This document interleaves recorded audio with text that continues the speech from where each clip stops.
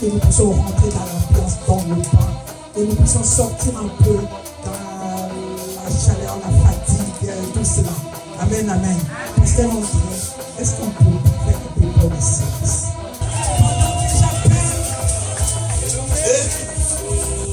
Le Père nous s'élève, on s'élève avec des acclamations pour acclamer notre Père. C'est le dernier jour ici avec nous à Séville aujourd'hui. Physiquement, aujourd'hui parce qu'il va rentrer. Alléluia. On acclame très fort et j'appelle Docteur André.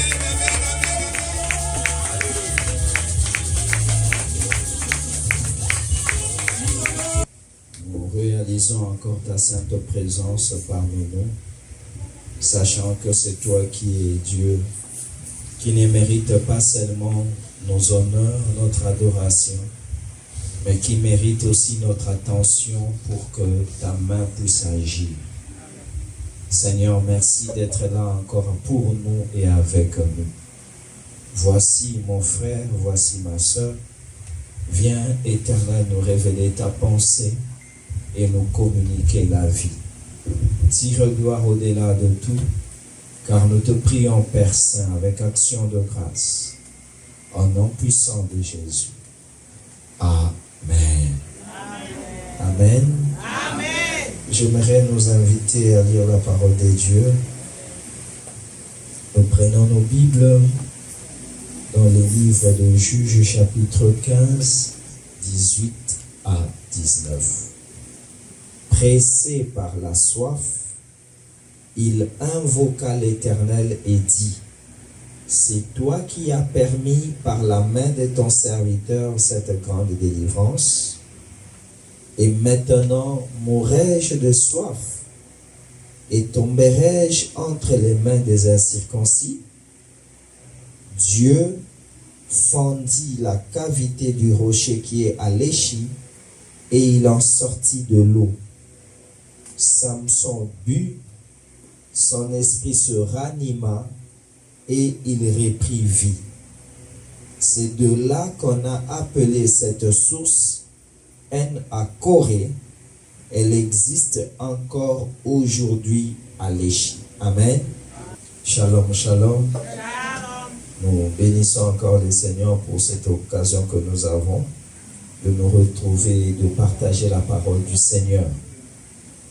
Nous voulons, au travers de ce texte, enrichir encore cette idée que nous avions commencé en parlant sur par ta cuisse et ma main, mais aussi profiter pour insister par rapport même à notre église dénommée Centre de vie Eliezer. Amen. Quand nous disons Centre de vie Eliezer, en réalité, Eliezer, c'est que c'est les dieux qui secourent. Or, les secours ne peuvent venir que pour celui-là qui est dans des difficultés. Les secours ne peuvent venir que pour ceux-là qui se trouvent dans des problèmes et voudraient bien que Dieu intervienne. Les secours ne peuvent être définis que quand l'homme, pas seulement est dans les besoins, mais réellement quand l'homme, dans son besoin ou dans ses besoins, est incapable de lui-même de s'en sortir. Si tout le monde était capable de s'en sortir de ses problèmes, il n'y aurait pas besoin d'un secours. Car le secours, c'est une main tendue à une personne qui est dans le problème. C'est que la personne est dans le problème elle-même, mais elle ne peut d'elle-même s'en sortir. Et tout moyen qu'on lui donne pour le faire sortir de ce problème-là est appelé secours. Amen. Et dans cette petite histoire, j'ai pris quelques éléments que j'aimerais juste rappeler à chacun de nous. Il s'agit ici d'un homme appelé Samson. Samson, comme nous connaissons, il est né consacré à Dieu pour produire des grandes choses, en d'autres termes, la délivrance de tout son peuple. Et à cause de cette mission, Samson avait été consacré et avait reçu, dès lors qu'il était conçu, l'inscription qu'il ne pouvait se raser. Il est né, il a grandi en respectant cela, sachant que Le secret de sa force, c'était dans ses tresses. Il a grandi sachant que le Dieu lui a donné la force. Il a grandi sachant que peu importe le problème que je pourrais rencontrer, la force de Dieu va m'aider à m'en sortir. Et dans cet épisode, Samson se retrouvait entre les mains des Philistins. Il s'est laissé lui-même être même lié, enchaîné. Mais dès lors qu'on a crié, les Philistins sont sur toi, ce réveil-là a fait que sa force lui vienne en aide. Et que le lien des Philistins ne puisse pas résister. Cela déjà commence à m'interpeller pour me dire qu'on peut aussi avoir des liens volontairement et involontairement. Ici, dans ce cas, Samson s'est laissé lui-même être lié. Mais dans d'autres situations, non pas qu'il ait voulu, mais ce sont les autres qui ont imposé leur volonté pour qu'il soit lié. Là, pensez à l'exemple de Joseph. Joseph n'a pas été lié par sa volonté. Mais on l'a pris, on l'a lié pour le jeter dans la citerne, là où il n'y avait pas d'eau. Il y a des liens volontairement contractés et il y a des liens involontairement contractés dans lesquels nous nous retrouvons seulement. C'est une réalité spirituelle qu'il ne faudra pas négliger. Et Samson se retrouvait dans le lien. Mais ce qui est bien avec Samson, ce n'était pas le lien qui était son plus grand problème. Le plus grand problème de Samson, c'était plutôt cette suffisance dans laquelle il se plaçait disant « ça ne me fera rien ». Chrétien, ce que tu tolères dominera ta vie. Amen. Yes. Je répète encore, ce que tu tolères dominera ta vie. Samson a toléré les liens, mais il ne savait pas que par rapport à ces liens-là, il était en train de restreindre la liberté de sa vie. Il était content, il ne s'inquiétait de rien. Et aussi longtemps qu'il trouvait les liens qui étaient naturels pour lui, les Philistins continuaient aussi à avancer. Une seule chose a permis que la tendance soit changée, c'est quand on a crié, les Philistins sont sur toi. Quand on dit les Philistins sont sur toi, c'est comme si on disait, Samson, tu es devenu en bas et les Philistins ont pris le dessus. C'est qu'avant ce cri, Samson pensait que c'est lui qui était au-dessus et que les Philistins étaient en bas. J'ai dit à quelqu'un, regarde très bien, peut-être les sorciers sont sur toi. J'ai dit à quelqu'un, regarde très bien, peut-être ce sont les amis mal intentionnés qui sont sur toi. Tu me diras non, j'ai dit, pour savoir qui est sur toi, pose-toi la question, à qui est-ce que tu fais le plus peur? Un homme qui domine doit faire peur à ses ennemis. Et un homme qui est toléré par ses ennemis, c'est qui ne fait plus peur. Je t'en supplie, ne sois pas un homme toléré, mais sois un homme craint et respecté. Je pensais que quelqu'un me comprenait. J'ai dit, ne sois pas une personne tolérée. Parce que tolérer, même les sorciers peuvent te tolérer. Ils ne t'aiment pas, mais ils te tolèrent. Dans nos familles, il y a beaucoup de gens qu'on tolère. Il est improductif, mais on le tolère. C'est notre frère, c'est notre soeur. Et parmi ceux qui tolèrent la personne, il y a même ses ennemis, ceux qui ont travaillé pour qu'il soit comme ça. Je dis à quelqu'un, il n'y a pas de rapport entre la lumière et les ténèbres. Amen. Je dis à quelqu'un, si tu montes, il faudra que tes ennemis s'abaissent. Je dis à quelqu'un, la joie de Pharaon, c'est la souffrance et le pleurs d'Israël. Je dis à quelqu'un, lorsque les Israélites chantent, il faut qu'il y ait un deuil en Égypte. Les deux ensemble, ça n'existe pas. Les deux ensemble, ça n'existe pas. Et ce jour-là, l'esprit de suffisance était entré. Et Samson se disait, ah, ça ne fait rien. Même s'ils m'ont lié, mais ça ne fait rien. Mais heureusement, le cri là, c'était comme ce message. Un cri de réveil et de prise de conscience. Pour dire, non, ne continue pas ainsi. Ils sont en train de prendre les dessus sur toi. Je dis à quelqu'un, regarde bien ta vie, peut-être c'est le péché qui est en train de prendre les dessus. Je dis à quelqu'un, regarde très bien, peut-être ce sont le blocage, la pauvreté qui est en train de prendre les dessus. Et si ce message, ce cri-là ne te réveille pas, c'est que tu manques quelque chose en toi.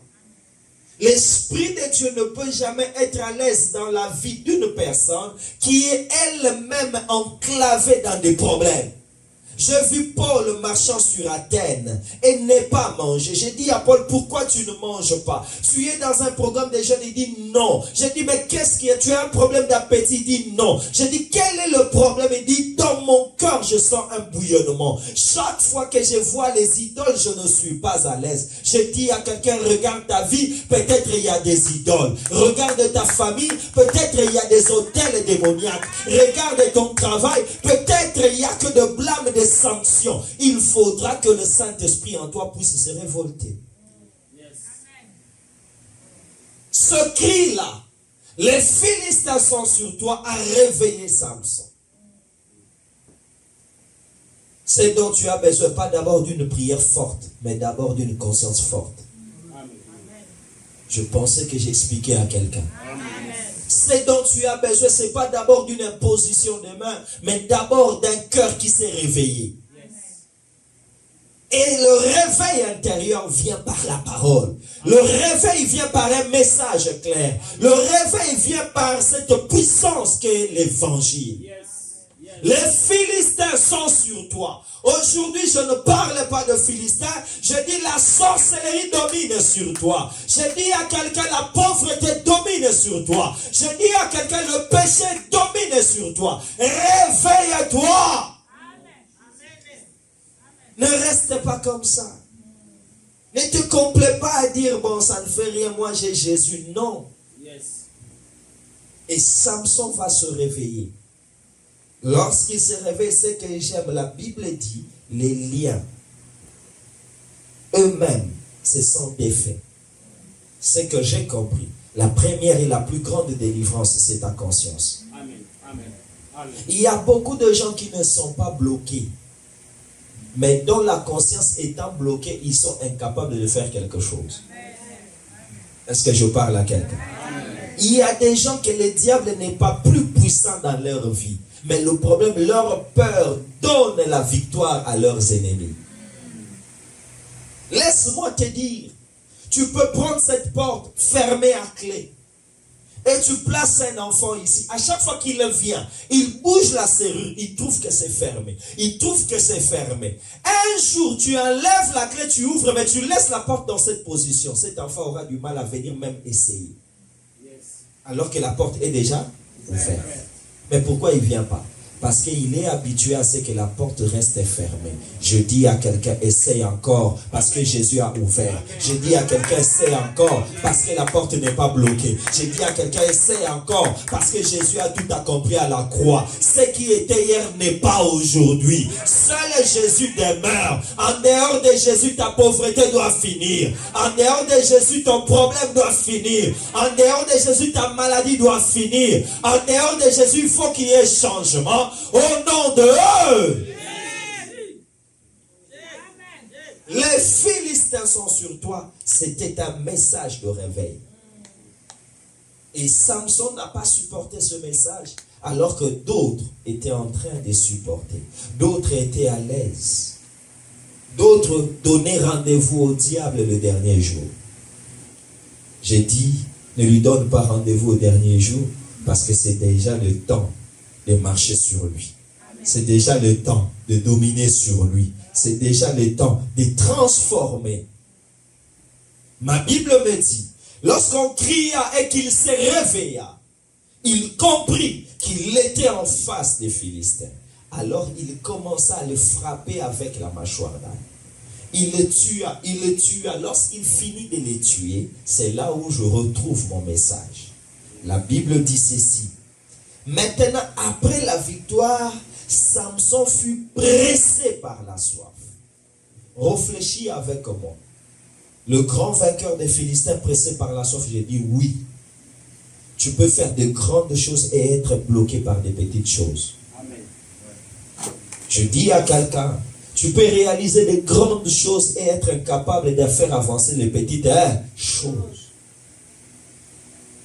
Il venait de faire une grande victoire. Mais lui-même était pressé par la soif. C'est l'erreur que plusieurs font.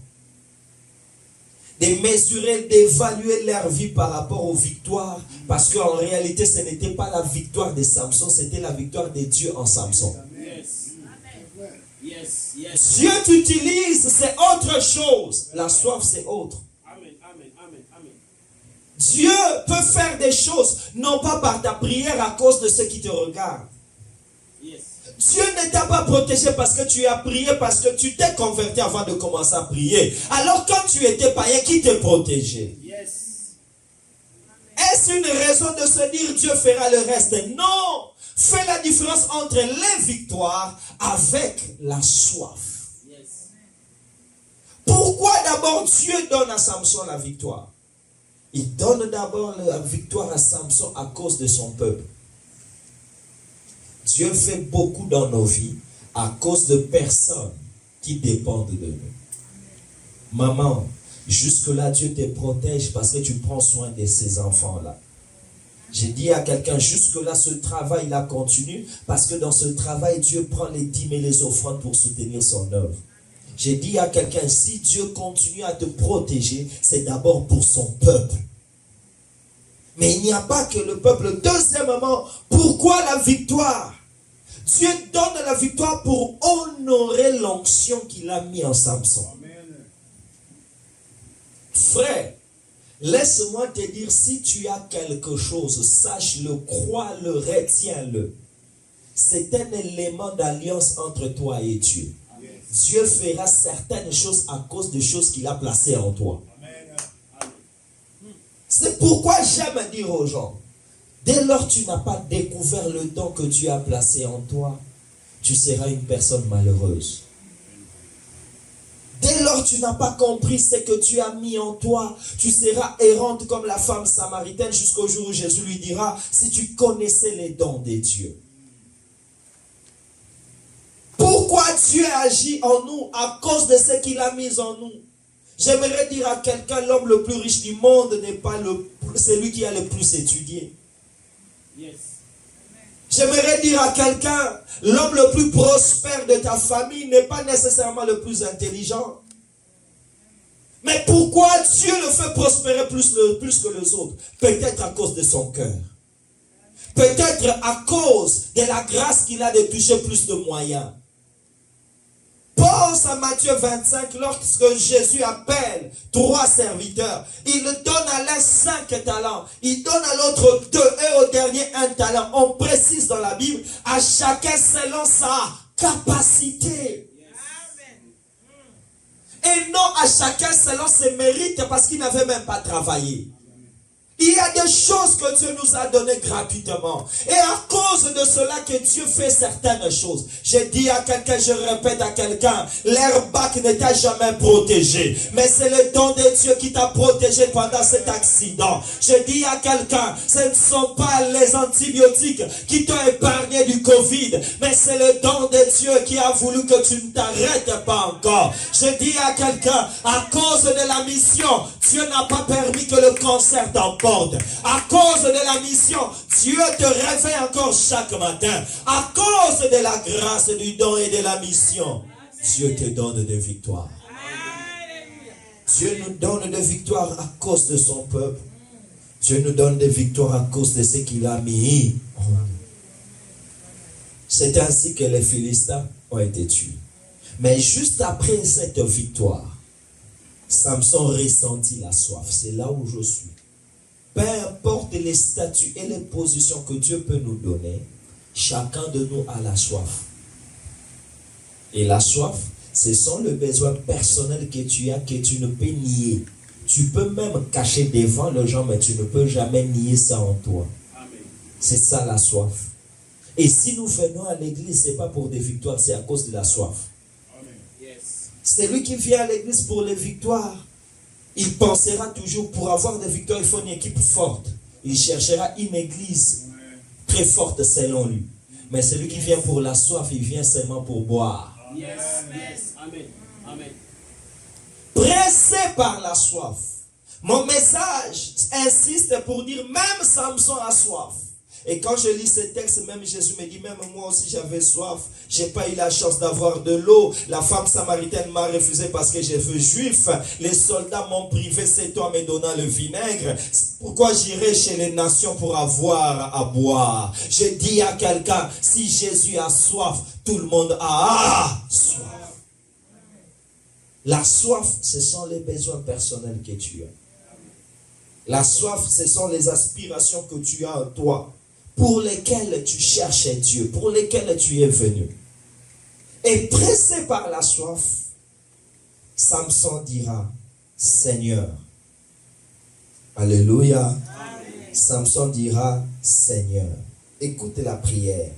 C'est toi qui as permis par ma main cette grande délivrance.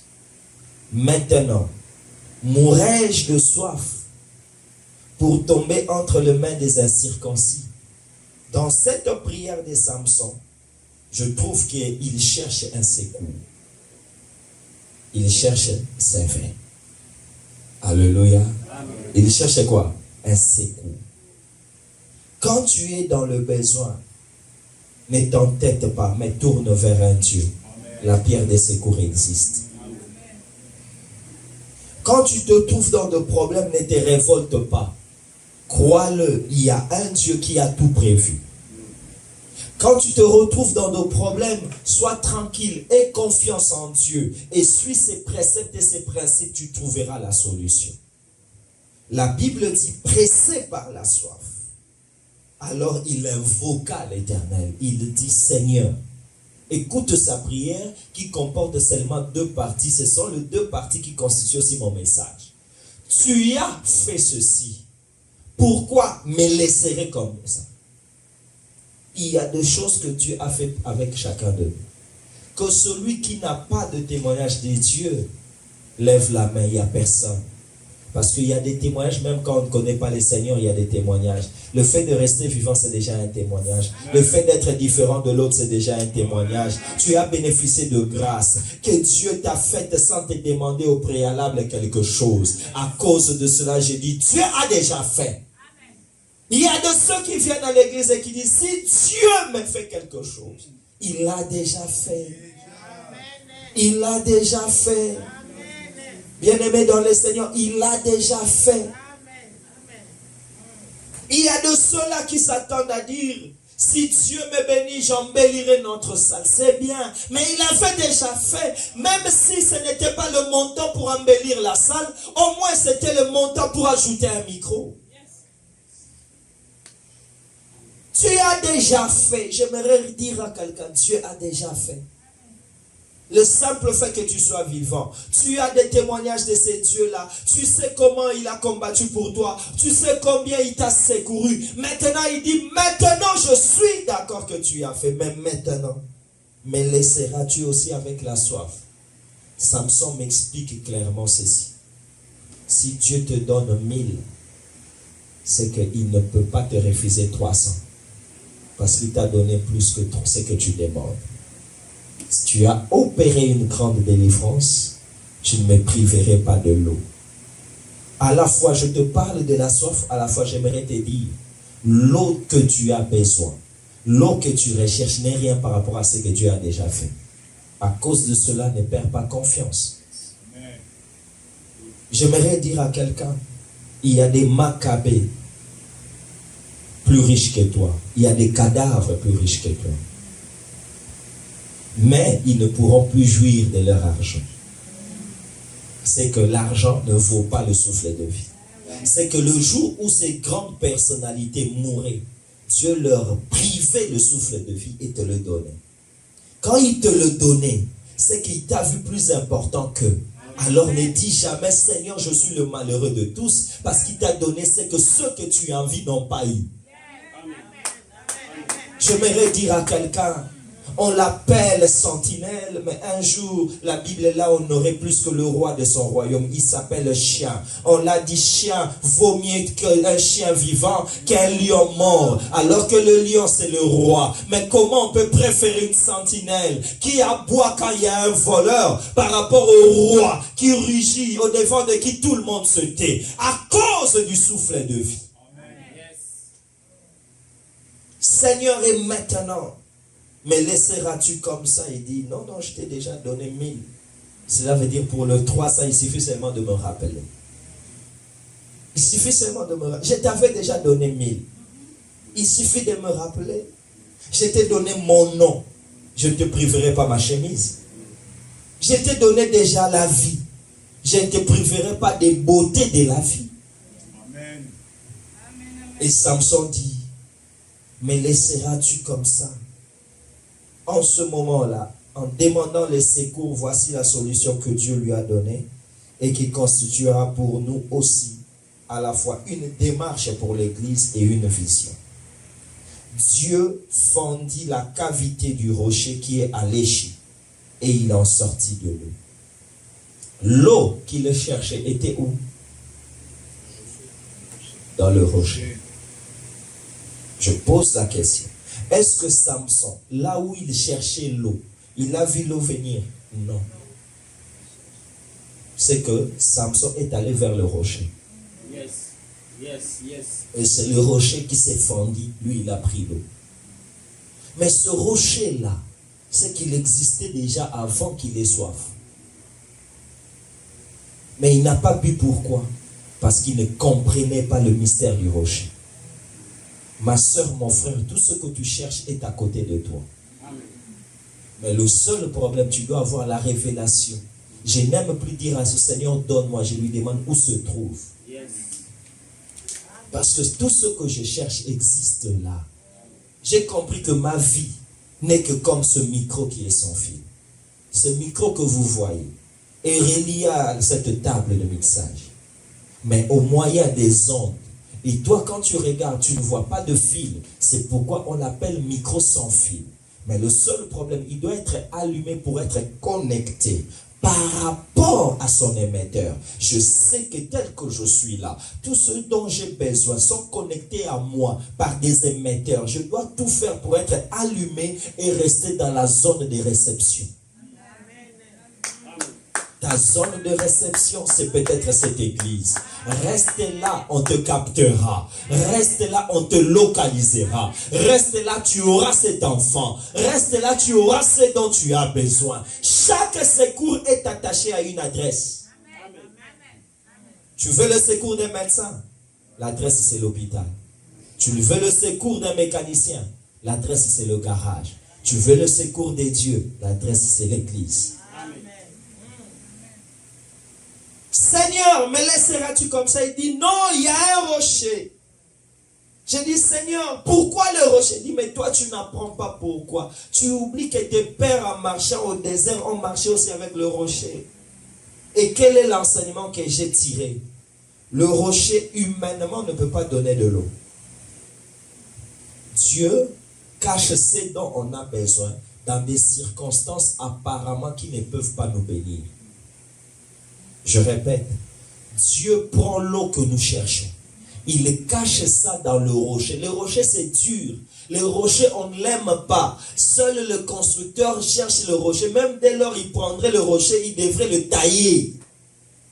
Quand je regarde le rocher, il n'a pas le visage de bénédiction, selon mes besoins.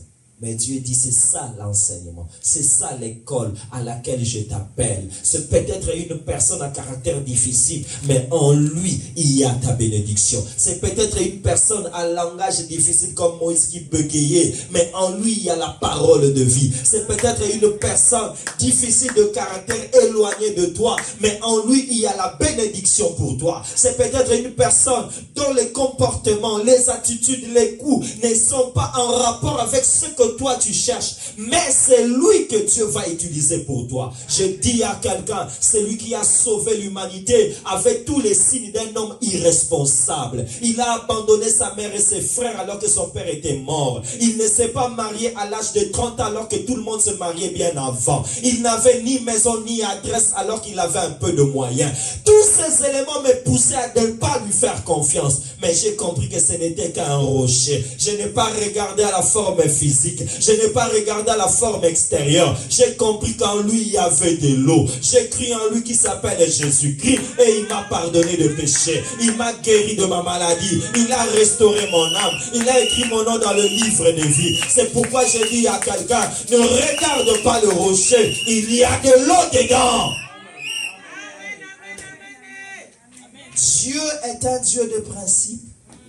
Celui qui connaît les principes de Dieu verra la vie facile. Je dis à quelqu'un, ces jours-là, il y avait un rocher. Et le grand Samson ne pouvait pas taper le rocher, ni ignorer le rocher. Il devait s'attendre à ce que le rocher puisse s'ouvrir. Car ce n'est pas Samson qui a ouvert le rocher, mais c'est Dieu qui a fendu le rocher. Qu'est-ce que j'essaie de dire?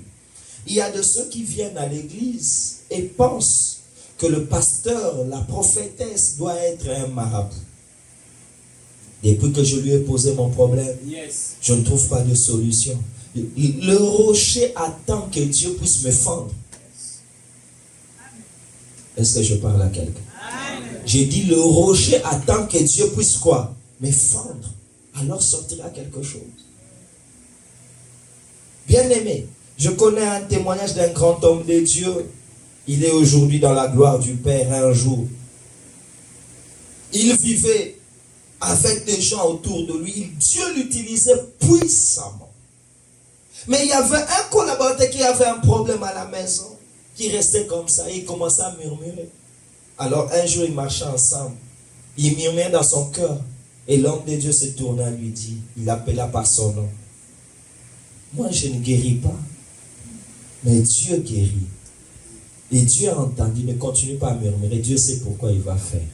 Aujourd'hui, en rentrant, tu trouveras un changement. Alléluia. Ce jour-là, j'ai compris. Seigneur, même quand j'ai besoin du pain, ne me donne pas le pain. Laisse-moi donner le pain aux autres. Parce qu'après avoir donné aux autres le pain, ce que j'aime beaucoup, c'est qu'après je n'aurai pas le pain, mais j'aurai des paniers de pain. Je pourrai manger, donner aux autres, même faire un dépôt de pain. C'est ce que Jésus a fait. Quand la foule était affamée, les disciples ont été utilisés pour donner le pain à la foule. Mais eux ne mangeaient pas. C'est après qu'ils ont recueilli 12 paniers, alors qu'ils étaient 12, à chacun un panier.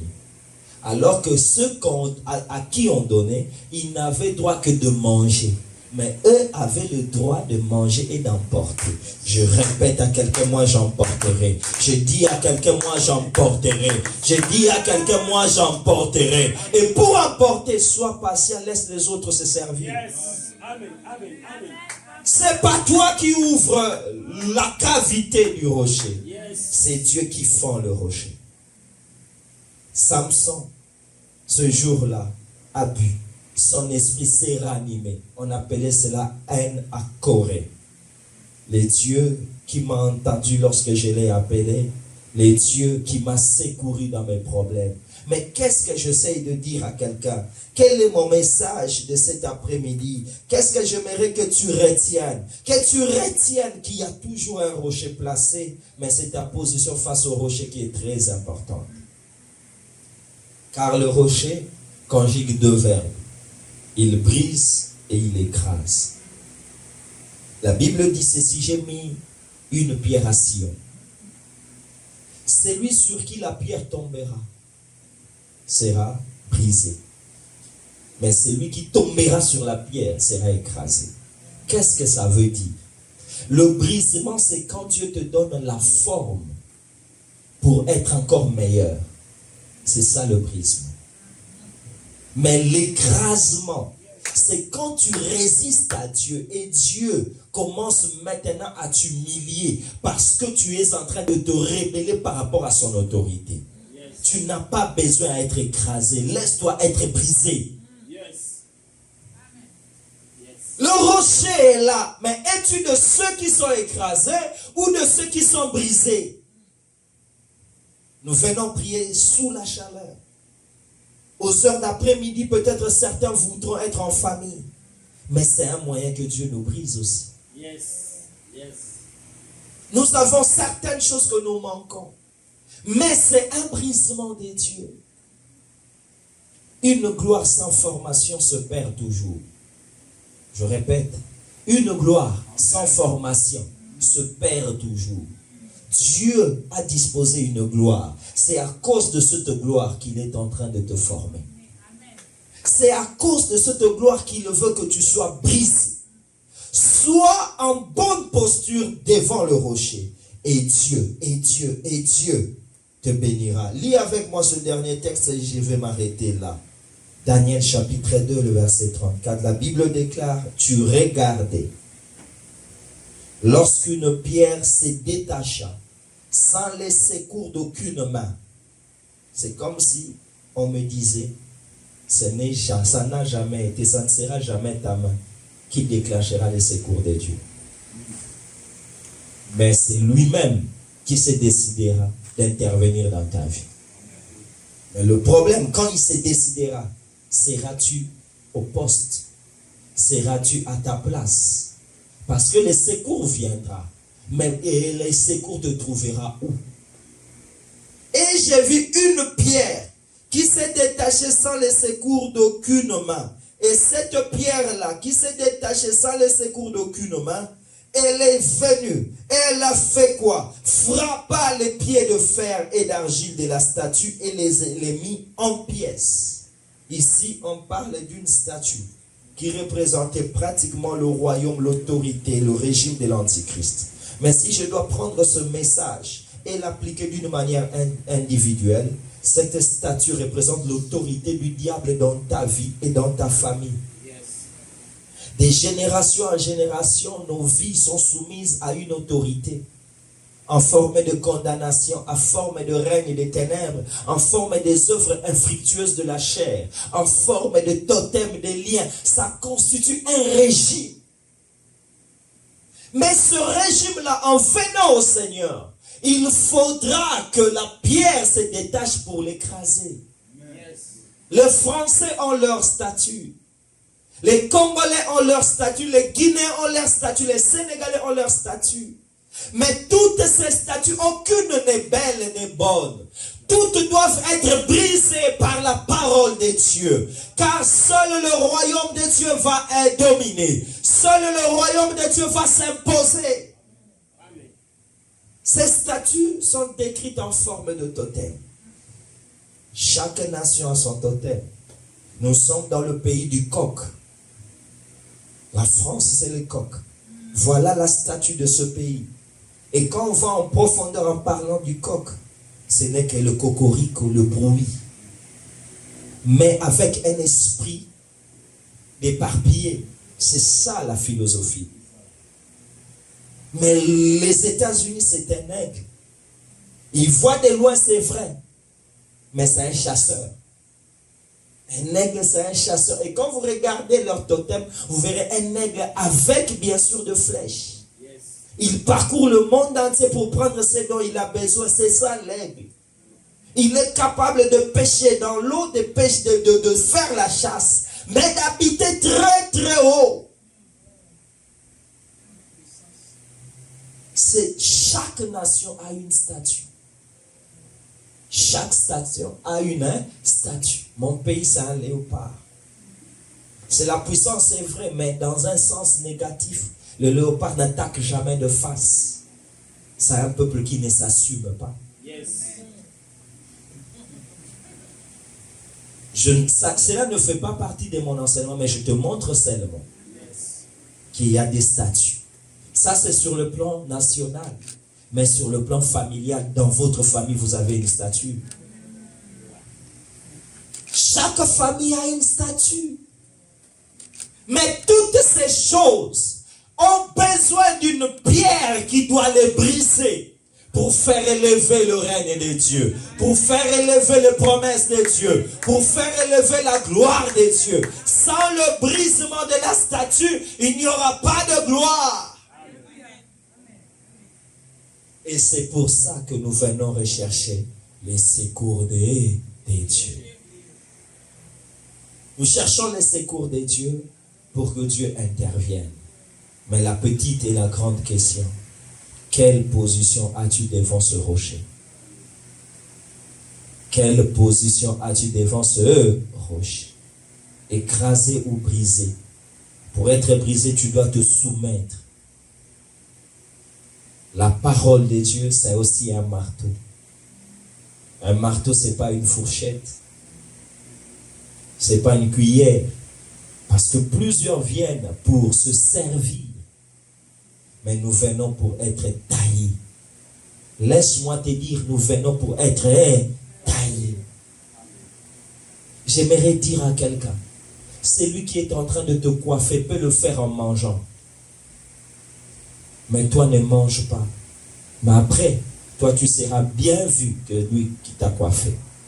Il y a de ceux-là qui ne comprennent pas que ce que Dieu veut intégrer, installer, imposer dans ta vie, t'exige certaines disciplines que d'autres sont exemptés parce que ce n'est pas à eux que Dieu a des visions. Yes. En ce jour, je viens interpeller quelqu'un. Tu n'es pas comme ton voisin, tu as une mission.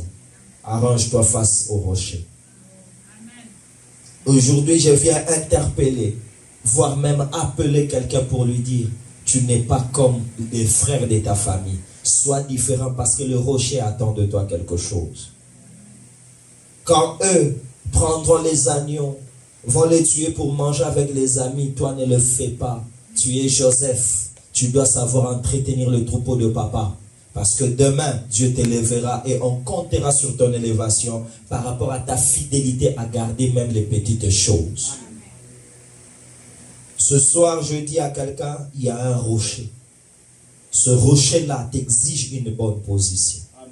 Si tu as une bonne position, même si tu vois cela rien que comme du rocher, mais en lui, il y a l'eau que tu cherches. L'eau, c'est la vie. Tout ce que nous recherchons se trouve dans le rocher. Je répète, tout ce que nous recherchons, nous trouvons dans le rocher.